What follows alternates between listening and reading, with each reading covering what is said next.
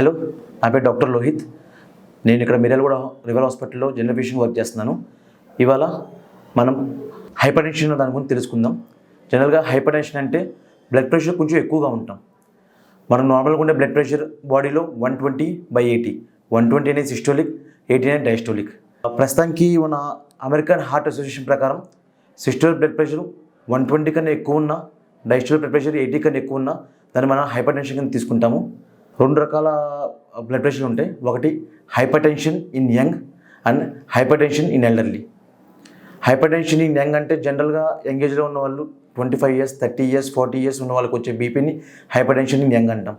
50 years పై వయసు ఉన్న వాళ్ళలో వచ్చే బ్లడ్ ప్రెషర్ని హైపర్ టెన్షన్ ఎల్డర్లీ అంటాం. ఈ హైపర్ టెన్షన్ ఎల్డర్లీ అనేది జనరల్గా వయసు కొద్దీ బాడీలో వచ్చే మార్పుల కొద్దీ కనిపిస్తూ ఉంటుంది. కానీ హైపర్ టెన్షన్ ఇన్ యంగ్ అనేది కిడ్నీలో రక్తనాళాల్లో ఇబ్బంది ఉండటం వల్ల, అడ్రినల్ గ్లాండ్లో ఇబ్బంది ఉండటం వల్ల, రకరకాల బాడీలో ఇబ్బందులు ఉండటం వల్ల రావచ్చు. హైపర్ టెన్షన్ ఇన్ యంగ్ అన్న పేషెంట్స్కి చాలా వరకు బీపీ ఉన్నట్టు తెలియదు. కాబట్టి యంగ్ పేషెంట్స్లో కూడా బీపీ అనేది తరచుగా చెక్ చేసుకోవడం చాలా మంచిది. చాలామందికి హై బీపీ, నాకు హై బీపీ ఉంటుంది, మోర్ దాన్ 200 ఉంటుంది, 170, 180 ఉంటుంది, కానీ నాకు అర్థం కావట్లేదు, నాకు ఎటువంటి సిమ్టమ్స్ లేవు అంటే జనరల్గా బీపీ ఉన్న వాళ్ళకి సిమ్టమ్స్ ఏంటంటే అప్పుడప్పుడు ఛాతీలో నొప్పి రావటం, ఇంకోటి కళ్ళు తిరగడం, చెమటలు పట్టడం, అటువంటి సిమ్టమ్స్ ఉంటాయి. కానీ చాలామందికి హై బీపీ ఉన్నా కానీ సిమ్టమ్స్ అనేవి కనిపించవు. అలాంటిదే దాన్ని సైలెంట్ హైపర్ టెన్షన్ అంటారు, దాన్నే మాస్క్డ్ హైపర్ టెన్షన్ అంటారు. ఇలాంటి వాళ్ళు చాలా జాగ్రత్తలు తీసుకోవడం మంచిది. ఈ హైపర్ టెన్షన్ అనే దానివల్ల ఎటువంటి ఇబ్బందులు రావచ్చు. ఒకటి మన కిడ్నీలు డ్యామేజ్ అవ్వడం, ఇంకోటి హార్ట్ సంబంధించిన ప్రాబ్లమ్స్ రావటం, ఇంకోటి బ్రెయిన్లో స్ట్రోక్ రావటం, రకరకాల ఇబ్బందులు బాడీ పార్ట్స్ని అన్నింటినీ ఎఫెక్ట్ చేయొచ్చు. కాబట్టి దీన్ని ఎలా క్యూర్ చేసుకోవాలి మనం? దీనికి 3 రకాలు ఉన్నాయి.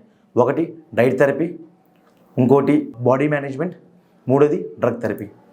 డైట్ థెరపీ వచ్చేసరికి first salt, reduce the salt intake.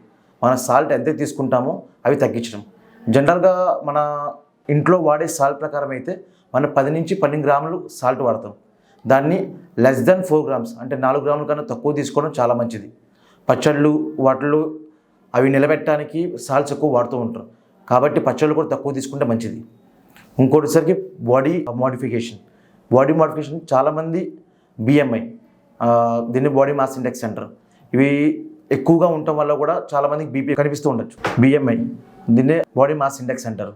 ఇవి ఎక్కువగా ఉండటం వల్ల కూడా బీపీ ఎక్కువ ఉండొచ్చు.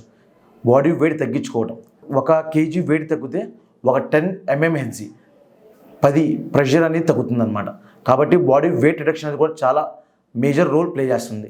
Next drug therapy. ఎలాంటి డ్రగ్ తీసుకుంటే మంచిది? Suppose less than 50 years young age ఉన్న వాళ్ళకి ఏ డ్రగ్స్ ఇస్తే మంచిది? మోర్ దాన్ 50 years ఉన్న వాళ్ళకి ఏ డ్రగ్స్ తీసుకుంటే మంచిది?